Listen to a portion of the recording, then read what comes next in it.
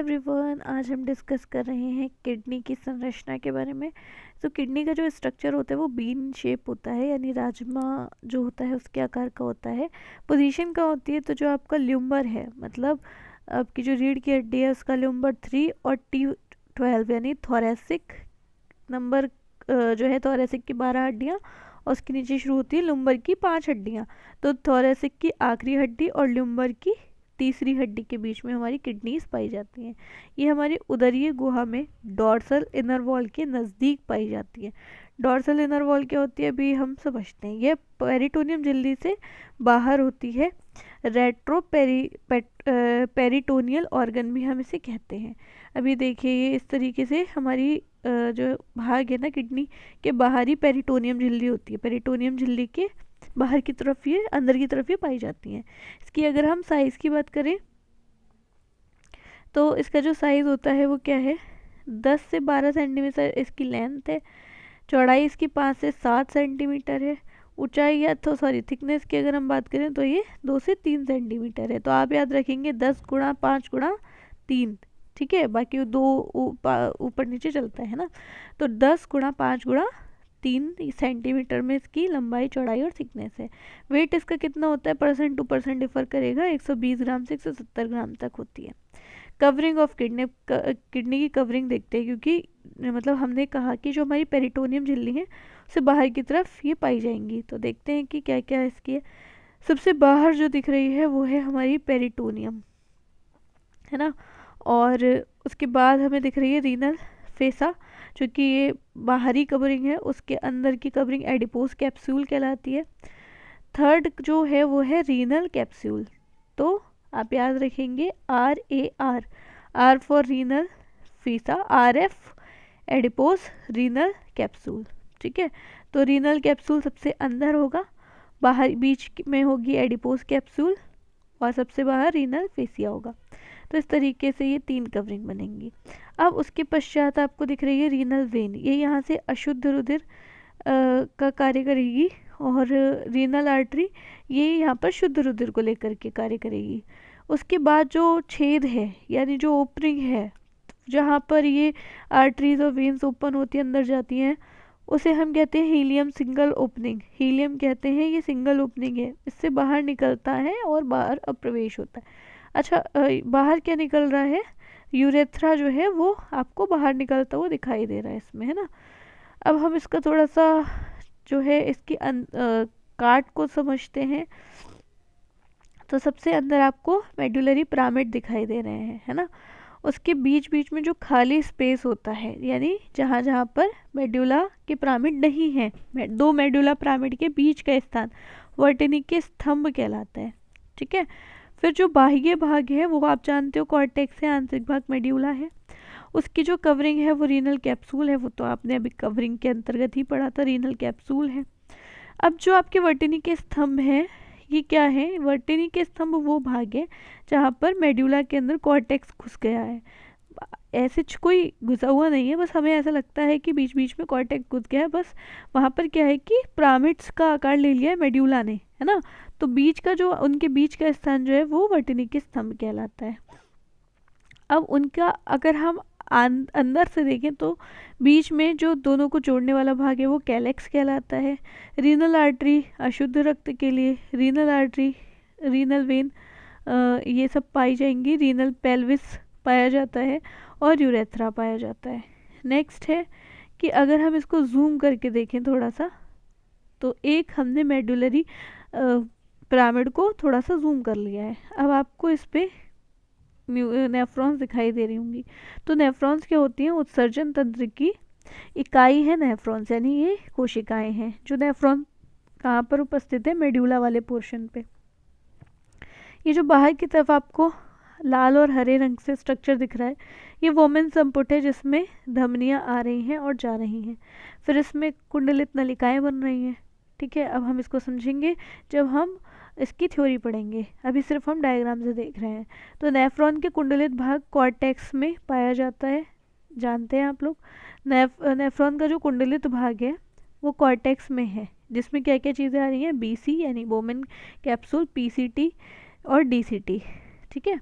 और जो मेड्यूला वाले क्षेत्र है उसमें क्या क्या पाया जा रहा है, तो मेड्यूला में हेनले का लूप पाया जा रहा है और संग्राहक नलिका यानी कनेक्टिंग डक्ट पाई जा रही है। तो दो चीज़ें हेनले लूप एंड संग्राहक नलिका मेड्यूला में है, बीसी, पीसीटी और डीसीटी ये कॉर्टेक्स में है। ठीक है, अब जो संग्राहक नलिका है यही यूरिन को इकट्ठा कर करके भेजेगी। कहाँ भेजेगी, तो हमारे लास्ट में पेल्विस में भेजेगी। पहले ये बेलेनी की नलिका से होते हुए अंदर की तरफ प्रवेश करेगी। तो ये जो हमको छोटे छोटे स्ट्रक्चर दिखाई दे रहे हैं, ये एक को ही हमने एक बड़ा करके बना दिया है, बाकी शेष सभी इसी प्रकार का स्ट्रक्चर है मेड्यूला के पिरामिड का। अभी माइनर कैलिक्स है, और जो माइनर कैलिक्स है वो सभी कहाँ से आएंगे, वो सभी मेड्यूला वाले पिरामिड से निकलेंगे माइनर कैलिक्स। माइनर कैलिक्स एक बड़े कैलिक्स में ऊपर हो जाएंगे जहाँ पर सारा यूरिन इकट्ठा होता रहेगा। ठीक है, और यूरिन को फिर यूरेथ्रा के द्वारा यूरेथर के द्वारा यूरेथ्रा में भेज दिया जाएगा। तो सबसे पहले क्या हुआ, कलेक्टिंग डक्ट। कलेक्टिंग डक्ट कहाँ से आ गई, अरे जो हमने नेफ्रॉन पढ़ा है उसकी कलेक्टिंग डक्ट, संग्राहक नलिका, क्योंकि नेफ्रॉन ने ही एक्चुअली ब्लड को क्या किया है, छाना है। तो कनेक्टिंग डक्ट से सारा यूरिन पहुंचा है बेलेनी की नलिका में। देखिए आप देख भी सकते हैं डायग्राम में साथ साथ। तो बेलेनी की नलिका में पहुंच गया। बेलेनी की नलिका से ये कहाँ पहुंचा है, माइनर कैलिक्स में पहुंचा है, माइनर से मेजर कैलिक्स में पहुंचा है, मेजर कैलिक्स से होते हुए पेल्विस में पहुंचा है, पेल्विस से होते हुए यूरेथर में पहुंचा है, यूरेथर से यूरिनरी ब्लैडर में इकट्ठा होगा, जिसे यूरेथ्रा की सहायता से बाहर निकाल दिया जाएगा। अब अगर मैं बात करूँ माइनर कैलिक्स की, तो 8 से 12 इनकी संख्या होती है माइनर कैलिक्स की, और मेजर कैलिक्स कितने होते हैं, 3 से 4 होते हैं, जबकि पेल्विस तो एक ही होता है। अब यहाँ आप थोड़ा सा डायग्राम को समझ सकते हैं कि जो हमने कहा था ना कि आपका बोमेन कैप्सूल पीसीटी, डीसीटी और संग्राहक नलिका कॉर्टेक्स में होता है, और हेनले का लूप और संग्राहक नलिका ये दोनों मेड्यूला में होती है। इसे आप डायग्राम से आसानी से समझ सकते हो। हमने बीच में एक लाइन खींच दी है, उसके ऊपर का भाग कॉर्टेक्स है, नीचे का भाग मेड्यूला है। दो प्रकार की धमनियाँ यहाँ पर दिखाई देती हैं, एक होती है एफरेंट आर्टियोल, एक होती है इफरेंट आर्टियोल। तो अरोटा, ऑर्टा भी कहते हैं, तो ऑर्टा या अरोटा या रीनल आर्टरी की सहायता से शुद्ध रुधिर भेजा जाता है। अब इस शुद्ध रुधिर में क्या क्या चीज़ें रहती हैं, जो हमारा ब्लड है वो प्रवेश करता है वोमेन कैप्सूल से होता हुआ, और फिर उसमें पीसीटी के पूरे भाग में घूम करके हेनले लूप में होता हुआ कहाँ पहुँचता है, डीसीटी से होता हुआ संग्राहक नलिका में पहुँच जाता है। ठीक है, पीसीटी जो आपको वोमेन कैप्सूल के नीचे छल्ले नुमा भाग या रिंग स्प्रिंग जैसी संरचना दिख रही है वो पीसीटी है। हेनले लूप के बाद जो स्प्रिंग नुमा संरचना दिख रही है वो डीसीटी है। डीसीटी ओपन होती है आपकी संग्राहक नलिका में। ठीक है, और जो वोमेन कैप्सूल पर छोटी छोटी कोशिकाएं पाई जाती हैं पोडोसाइट होती हैं, स्लिट ऑफ पोडोसाइट कहते हैं, यही छन्नी नुमा संरचना बना देती हैं। ठीक है, अब ब्लड जो होता है इसमें प्लाज्मा भी पाया जाता है, ब्लड भी पाया जाता है, ब्लड पार्टिकल्स भी पाए जाते हैं। प्लाज्मा जो होता है वो लिक्विड होता है, आप जानते हैं, जबकि ब्लड पार्टिकल सॉलिड फॉर्म में होते हैं। 45% भाग है जिसमें आरबीसी, डब्ल्यूबीसी, प्लेटलेट्स आती हैं, जबकि प्लाज्मा 55% भाग बनाता है जिसमें विभिन्न प्रकार के प्रोटीन्स होते हैं। नेफ्रॉन के स्ट्रक्चर की हम बात करते हैं। नेफ्रॉन का स्ट्रक्चर हमने ऊपर समझा है, अब थ्योरेटिकल हम उसको समझते हैं। सबसे पहले जो प्रक्रिया संरचनात्मक क्रियात्मक इकाई है वो हमारी नेफ्रॉन है, क्योंकि एक्चुअली यही ब्लड को क्या कर रही होती है, छान रही होती है। ये यूरिनरी फेरस ट्यूब्यूल्स की बनी हुई होती है। प्रत्येक किडनी में 1 मिलियन से के लगभग यानी 10 लाख के लगभग नेफ्रॉन्स पाई जाती हैं। इसके विभिन्न भाग हैं। अब कॉर्टेक्स और मेड्यूला के आधार पे हम देख रहे हैं, तो मेड्यूला में 2 ही मिलेंगे आपको, कौन कौन से, हेनले का लूप और साथ में कलेक्टिंग डक्ट, ये मेड्यूला में मिलेंगे। कॉर्टेक्स में क्या क्या मिल रहा था, बीसी यानी वोमेन कैप्सूल, वोमेन संपुट भी कहते हैं, पीसीटी यानी समीपस्थ कुंडलित नलिका, और डीसीटी यानी दूरस्थ कुंडलित नलिका। ये 3 हमको कहाँ मिल रहे हैं, ये मिल रहे हैं हमको कॉर्टेक्स में। ठीक है, कोशिकाओं का गुच्छा होता है जिसे हम ग्लोमेरुलस कहते हैं। ग्लोमेरुलस कहाँ स्थित होता है, तो वोमेन संपुट या वोमेन कैप्सूल के ऊपर जो नसों का ये आपको गुच्छा सा दिखाई दे रहा है, ये ग्लोमेरुलस कहलाता है। ठीक है, अब आगे बढ़ते हैं हम लोग। ग्लोमेरुलस विभिन्न कोशिकाओं का, केशिकाओं का गुच्छा। केशिका क्या है, कैपिलरीज। तो देखिए एफरेंट आर्टियोल क्या करती है, रक्त लेके आती है। इफरेंट आर्टियोल क्या करती है, रक्त लेके जाती है। ग्लोमेरुलस क्या है, केशिकाओं का गुच्छा, ये ग्लोमेरुलस है। वोमेन कैप्सूल क्या है, ये जो संपुटनुमा आकृति बनी हुई है इसे हम वोमेन कैप्सूल कहते हैं। मेलपीजियन बॉडी भी आप इसे कह सकते हो। अब इसकी जो भित्ति है, वॉल ऑफ वुमेन्स कैप्सूल है, ये दो भागों में बनी होती है, आउटर वॉल और इनर वॉल। आउटर वॉल इसकी पैराइटल होती है जबकि इनर वॉल इसकी विसरल होती है। इसमें पोडोसाइट्स पाई जाती हैं। अब पोडोसाइट की संरचना कैसी होती है, कुछ इस प्रकार की, ठीक है। तो ये पोडोसाइट इस तरीके से इकट्ठी होकर के कुछ पिरामिड नुमा आकार बना करके, उल्टे सीधे पिरामिड नुमा आकार बना करके ये फिल्ट्रेशन का कार्य करती हैं। अब जो नीचे को भाग निकलता है इसे पोडोसाइट प्रोपर्स कहते हैं, और बीच का भाग फिल्ट्रेशन स्लिट है जहाँ से फिल्ट्रेशन होगा। जबकि जो आउटर वॉल जो पेराइटल क्षेत्र है वो सरल शल की उपकला ऊतक का यानी सिंपल स्क्वायमस एपिथेलियम टिश्यू का बना हुआ होता है। तो हमने बोमेन कैप्सूल को समझा और ग्लोमेरुलस की स्थिति देखी। अब हम बात करते हैं आपसे आगे की। अब हम देखते हैं नेफ्रॉन के जो विभिन्न भाग हैं उसमें कौन कौन से टिश्यू उपस्थित होते हैं, कौन कौन से एपिथेलियम टिश्यू वहाँ पाए जाएंगे।